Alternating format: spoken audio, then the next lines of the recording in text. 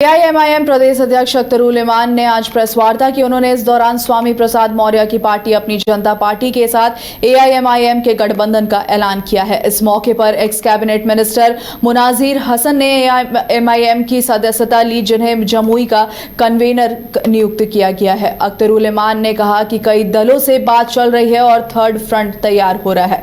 वहीं आपको बता दें, महागठबंधन पर तंज कसते हुए उन्होंने कहा कि महागठबंधन में सरदारी की लड़ाई है। मामला ये है कि किसको ये फिक्र है कि कारवां का क्या हुआ। हर कोई लड़ रहा है कि सरदार कौन है। महागठबंधन में सरदारी की लड़ाई है, बिहार के जनहित की लड़ाई नहीं है। बिहार के जनहित की लड़ाई होती तो आज ये वोट बिखरते नहीं। इस वोट को बिखरने का अगर कोई जिम्मेदार है तो महागठबंधन के लोग हैं। आप लोग गए थे ढोल नगाड़ा लेके, लेकिन भाव नहीं मिला। अरे हम तो दामन फैलाने गए थे भाई, हम तो धमकाने नहीं गए। हाथों में तलवार नहीं थी, फैला हुआ दामन था। आओ बिहार की नई पीढ़ी के खातिर, बिहार के सामाजिक सौहार्द को बचाने के खातिर आओ, सेकुलर वोटों को बिखरने मत दो। आओ कॉमनल फोर्सेस के साथ सबको मिल के लड़ो। लेकिन न जाने अब क्या समझौता उनका है, वो चाहते हैं कि बिखर जाए लोग और जीत जाए कोई और। मामला ये है कि किसको ये फिक्र है कि कारवां का क्या हुआ। हर कोई। पटना में बिहार सरकार के पूर्व मंत्री श्याम रजक ने एनडीए में जीतन राम मांझी की नाराजगी पर कहा कि मांझी नाराज नहीं है, एनडीए में सब ठीक है। वहीं महागठबंधन में सीट बंटवारे को लेकर उन्होंने कहा कि सब आपस में लड़ना चाह रहे हैं, महागठबंधन में कुछ ठीक नहीं है। महागठबंधन के सभी नेता मुख्यमंत्री बनना चाहते हैं।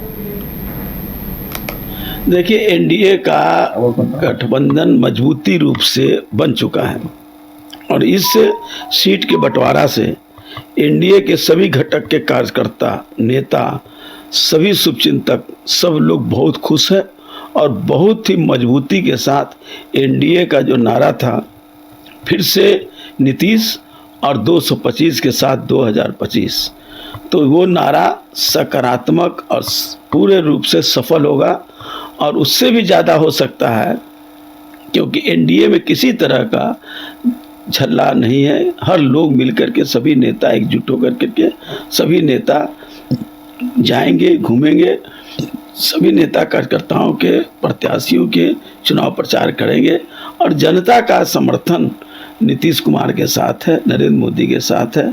और जो जनता के लिए बिहार में जो काम किए गए, उस काम शायद अपने आप में एक ऐतिहासिक काम है।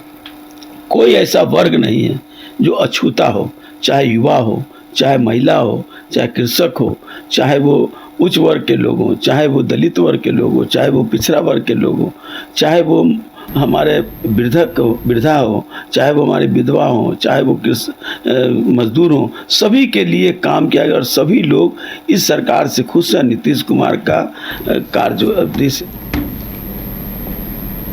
नमस्कार, आप देख रहे हैं न्यूज बाइस्कोप। मैं हूं आपके साथ रोमिता रीनू। टिकट न मिलने से नाराज पूर्व मंत्री जय कुमार सिंह ने जदयू से इस्तीफा देने का ऐलान कर दिया है। आज 1:30 बजे पार्टी की सभी पदों के साथ सक्रिय सदस्यता से इस्तीफा देंगे। वहीं मनजीत सिंह राज्य नागरिक पार्षद की सदस्यता से इस्तीफा देंगे। मनजीत सिंह शाम 5 बजे इस्तीफा दे सकते हैं। दोनों नेताओं के इस्तीफा देने से जदयू को बड़ा झटका लग सकता है। अपने सुनिश्चित हार को देखकर भाजपा और एनडीए काफी घबरा गई है और इसीलिए आईटी, ईडी, सीबीआई का सहारा लेकर परपंच, प्रोपेगेंडा और परसेप्शन की राजनीति कर रही है। आईआरसीटीसी मामले में माननीय न्यायालय ने आज आदरणीय लालू जी, आदरणीय राबड़ी जी और आदरणीय तेजस्वी जी सहित 7 लोगों पर आरोप गठित करने का निर्णय लिया है। तो यह न्यायिक व्यवस्था की एक सामान्य प्रक्रिया है, लेकिन अब इस मामले को भी इस ढंग से प्रोपेगेट किया जा रहा है, लोगों के सामने इस ढंग से रखा जा रहा है। अब इसमें तो अब ट्रायल होगा, आगे इसकी सुनवाई होगी, बहुत सी प्रक्रियाएं उसकी है। लेकिन अब भाजपा जो है, चूंकि चुनाव में जनता के बीच में उसको कहने के लिए कुछ है नहीं। 20 वर्षों में जिस ढंग से बिहार को बर्बादी के कगार पर इन्होंने पहुंचा दिया है। 11 साल के डबल इंजन की सरकार में बिहार को कुछ नहीं मिला, केवल ठगा गया। आज नीति आयोग की रिपोर्ट में सबसे निचले पायदान पर बिहार है। एनसीआरबी की रिपोर्ट के अनुसार अपराध में सबसे शीर्ष पर है। हत्या के मामले में राष्ट्रीय स्तर पर दूसरा स्थान बिहार को है। महिलाओं के साथ छेड़खानी के मामला में और महिला सुरक्षा के बारे में शीर्ष पर। बिहार में विधानसभा चुनाव को लेकर सरगर्मी तेज हो गई है। वहीं बात करें गया जी की, तो गया जी में दूसरे चरण के तहत 11 नवंबर को होने वाले विधानसभा चुनाव को लेकर नामांकन की प्रक्रिया आज से शुरू हो गई है। इसे लेकर गया जिले के 10 विधानसभा सीटों के लिए जिले में कुल 4 स्थल बनाए गए हैं, जहां प्रत्याशी आज से अपना नामांकन कर सकेंगे। हालांकि गया समाहरणालय के आसपास कई जगहों पर बैरिकेडिंग कर दी गई है। साथ ही यातायात को लेकर वन वे किया गया है, जिसके कारण जाम की स्थिति भी उत्पन्न हो गई है। घंटों लोग जाम में फंसे रहे। इस संबंध में जिलाधिकारी शशांक शुभांकर ने कहा कि आज से नामांकन की प्रक्रिया शुरू कर दी गई है, जो 20 अक्टूबर तक चलेगी। सुबह 11 बजे से लेकर शाम 3 बजे तक नामांकन की प्रक्रिया चलेगी। इसे लेकर सुरक्षा के कड़े प्रबंध किए गए हैं। सेकेंड चरण का जो चुनाव है, जिसमें गया जिले के 10 विधानसभा हैं, उसमें आज से नामांकन शुरू हुआ है। और नामांकन स्थल जो हैं, गुरुआ विधानसभा का DCLR टिकारी का कार्यालय है, शेरघाटी का अनुमंडल पदाधिकारी शेरघाटी के कार्यालय हैं, इमामगंज का भूमि सुधार उप समाहर्ता शेरघाटी का न्यायालय कक्ष में है, बाराचट्टी का भूमि सुधार उप समाहर्ता शेरघाटी के कार्यालय कक्ष में है, बोधगया का अपर समाहर्ता गया के कार्यालय कक्ष में है, गया टाउन का अनुमंडल पदाधिकारी सदर का कार्यालय कक्ष में है, टिकारी का अनुमंडल पदाधिकारी टिकारी के कार्यालय कक्ष में है, बेलागंज का उप विकास आयुक्त गया के कार्यालय कक्ष में है, अतरी का अनुमंडल पदाधिकारी नीमचक बथानी के कार्यालय कक्ष में है और वजीरगंज का भूमि सुधार उप समाहर्ता सदर गया के कार्यालय कक्ष में है। तो सुबह 11 से 3 बजे तक 13 तारीख से 20 तारीख तक इसमें लोग नॉमिनेशन दायर कर सकते हैं। बाकी डिटेल जो हमारे PWD 85+ मतदाता हैं, 18 से 19 के मतदाता हैं, इन सारा का डिटेल लोगों को दे दिया गया है। पुलिस प्रशासन सतर्क। दूसरे चरण में नामांकन की प्रक्रिया भागलपुर के 7 विधानसभा सीट पर शुरू हो गई है और कड़ी सुरक्षा व्यवस्था के बीच नामांकन हो रहा है। SDO और DSP ने नामांकन और सुरक्षा व्यवस्था को लेकर जानकारी दी है। हाँ, क्योंकि सेकेंड फेज का नॉमिनेशन आज से स्टार्ट है, तो सारी तैयारियां हमारा एज पर जो शेड्यूल है वो है।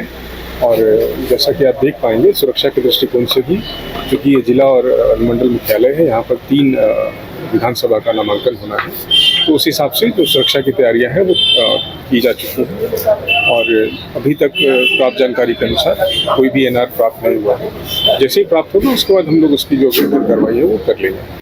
से पूरी जो चुनाव प्रक्रिया है, चाहे वो नामांकन हो या फिर मतदान की प्रक्रिया होगी, मतगणना की प्रक्रिया होगी, पूरे CAPF की निगरानी में होगी और हर जगह फोर्स मजिस्ट्रेट तैनात रहेंगे, चाहे बूथ हो या फिर डिस्पैच सेंटर हो या फिर वेयर हाउस है या फिर जहाँ मतगणना होगी, सब जगह उसकी प्लानिंग हो रही है। और कई कोषांग भी काम कर रहे हैं। जिला प्रशासन की तरफ से पूरी तैयारी है और हम लोग भी हर बिंदु पे ज्वाइंट ऑर्डर के माध्यम से फोर्स मजिस्ट्रेट की तैनाती किए हैं। और हम लोग सब लोग विजिल हैं, हम सब लोग गृहमंत्री हैं। आज से SST भी एक्टिव रहेगा, वहाँ भी हम लोग लगातार निगरानी रखेंगे। भाजपा सह प्रभारी विनोद तावड़े सीट बंटवारे के बाद दिल्ली से पटना पहुंचे, जिसके बाद पूर्व सांसद रामकृपाल यादव पटना पहुंचे। टिकट फाइनल होने की बात को लेकर उन्होंने कहा कि मुझे इसकी कोई सूचना नहीं है। वही NDA में सीट बंटवारे के बाद जीतन राम मांझी की नाराजगी भी देखी गई है। इस मामले पर उन्होंने कहा कि सब ठीक हो जाएगा। लंबे काल से कार्यकर्ता कम काम कर रहे हैं, सीट का लिमिटेशन तो है, लेकिन इसलिए सब लोग मिलकर बात कर लिए हैं। IRCTC मामले पर भी उन्होंने कहा कि कोर्ट का मामला है, आप तो गलत काम करेंगे तो जेल जाएंगे ही। पप्पू यादव के द्वारा बीजेपी के 142 सीट पर चुनाव लड़ने वाले बयान पर भी उन्होंने कहा कि कौन क्या बोलता है उससे हम लोगों को कोई मतलब नहीं है। फाइनल हो गया आपका? मुझे कोई सूचना नहीं है, मुझे इसकी कोई सूचना नहीं है। NDA में सीट बंटवारा हुआ है और कई लोग नाराज चल रहे हैं। सब ठीक हो जाएगा, सबकी आशा रहती है। लंबे काल से कार्यकर्ता काम करता है, बस सीट का लिमिटेशन है, तो इसलिए सबका कम्पटिशन थोड़ी दिक्कत हो जाती है। सब हमारे भाई हैं, कार्यकर्ता हैं, और सब लोग मिल बैठ कर के नेतृत्व सब ठीक कर लेंगे इंडिया लोग। की पीसी होने वाले थे, कैंसिल कर दिया गया, क्या सहमत? कुछ वजह होगा जिसके वजह से तत्काल स्थगित है, फिर बाद में आप लोगों को सूचना मिल जाएगी। फाइनल हो गया आपका? भभुआ विधानसभा में चुनावी सरगर्मी तेज हो गई है। इसी बीच बसपा प्रत्याशी विकास सिंह उर्फ लल्लू पटेल ने संजय वाटिका में जनसभा कर दावा किया कि इस बार भभुआ में बसपा का परचम लहराएगा और टक्कर केवल बसपा से ही होगी। उन्होंने कहा कि जनता का प्यार और भरोसा उनकी सबसे बड़ी ताकत है। वहीं पूर्व में जिला परिषद चुनाव में मिली जीत ने उनका हौसला और बढ़ाया है। उन्होंने कहा कि वे बहन मायावती के सिपाही और बाबा साहेब अंबेडकर के अनुयायी थे तथा इस सीट को बसपा सुप्रीमो को समर्पित करेंगे। लल्लू पटेल ने 17 अक्टूबर को नामांकन करने और जगजीवन स्टेडियम में भव्य सभा आयोजित करने की घोषणा भी की।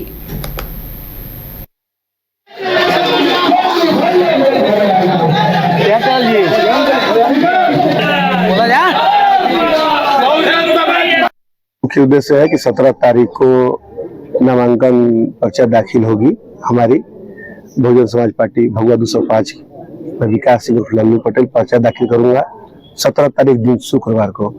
और हमारी नामांकन सभा है भभुआ स्टेडियम, जगजीवन स्टेडियम में। इसमें हजार लोग आशीर्वाद देने के लिए आएंगे क्षेत्र से। और ये बीएसपी का कैमूर गढ़ रहा है, यहाँ भी जीतते हम लोग। कैमूर में अच्छा हमेशा प्रदर्शन करती है बीएसपी। और उसी नामांकन की जानकारी के लिए सभी लोगों को कम से कम अवगत करा दिया जाए और हम लोग नामांकन दाखिल करेंगे। मुख्य उद्देश्य है कि 17